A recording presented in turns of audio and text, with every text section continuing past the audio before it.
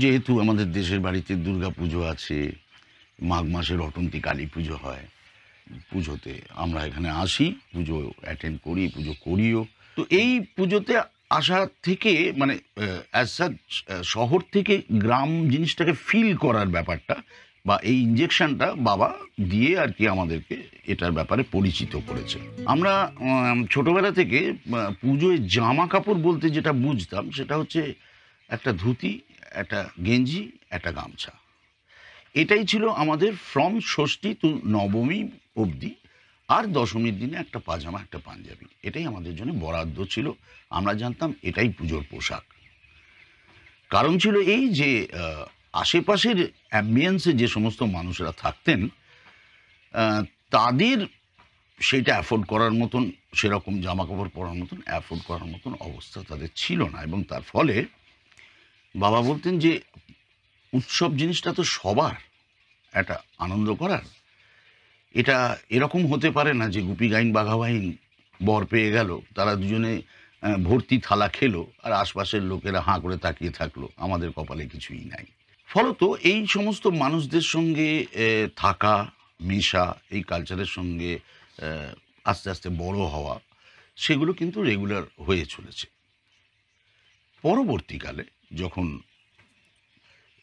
Seriously পেশাটাকে নিয়েছি, তখন বুঝতে পেরেছি যে ছোটবেলা থেকে অনেক অনেক জিনিস যা হয়তো এখানকার কালচারের মধ্যে পড়ে, সেই জিনিসগুলো কিন্তু শহুরে কালচারের মধ্যে আসে না। মানে আমরা সাধারণত কী করতাম, এই পুজোর সময় বা ধরো এই কালী পুজোর সময় হয়তো এই ধান টান কাটা হয়, তো ধান টান কাটা হলে ওই গরুর গাড়ি করে ধান টান সমস্ত নিয়ে আসা হতো। এবং সেগুলো নিয়ে আসবার পরে গরুর গাড়িটা ফাঁকা। অ্যাজ সুন অ্যাজ দেখলাম গরুর গাড়ি ফাঁকা, সঙ্গে সঙ্গে আমরা যারা তথাকথিত একটু বড়, ওই খুড়তুতো বোন ভাই হ্যান ত্যান ইত্যাদি ছোটোখাটোগুলোকে সব তুলে নিতাম গরুর গাড়িতে। গরুর গাড়ি চালানোটা কিন্তু ভেরি ইজি, জানো তো। মানে যারা চালিয়েছে তারা বলবে গরু কিন্তু আপনা আপনি চলে। যখন তো ডান দিকে টার্ন করাতে হবে, তখন সেই গরুটাকে শুধু একটু ঠেলে দিলেই সে আবার নিজের গোলে আসতে গিয়ে জিনিসটাকে ঘুরিয়ে দেয় গাড়িটাকে। আর বাঁ দিকে ঘুরতে হলে বাঁ দিকে ঠেলে দিলে সে এরকমভাবেই চলে। গরুর গাড়ির সিস্টেমটাই তাই। এটা জানবো কি করে? এটা আজ একটা শহরের মানুষ জানবে কোত্থেকে? আমিও জানতাম না। কিন্তু এই সাথে থাকতে থাকতে এই সমস্ত ছোটোখাটো জিনিসগুলো একটু একটু একটু একটু করে জানতে আরম্ভ করলাম। ধরো ঢাক, আমরা কলকাতাতে পরবর্তীকালে ঢাকের নানান রকম কায়দা কসরত দেখেছি, এবং তাতে দেখেছি ঢাক কিন্তু একটা ধুমুল বাজে কলকাতায়, এবং বিসর্জনের সময় একটা বাজনা বাজে। এখানে each and every rhythm is different for এক একটা মানে ছোট ছোট অনুষ্ঠানের জন্য। অনুষ্ঠান বলতে আমি বলছি, ধরো দুর্গাকে নিয়ে আসা হবে নবপত্রিকায় করে, তখন একটা ঢাকের তাল বাজে। দুর্গাকে নবপত্রিকায় করে যখন ফিরিয়ে নিয়ে আসা হচ্ছে পুজোর জন্যে, তখন একটা ঢাকের তাল বাজে। এবং প্রত্যেকটা তুমি কিন্তু ডিফারেন্সিয়েট করতে পারবে।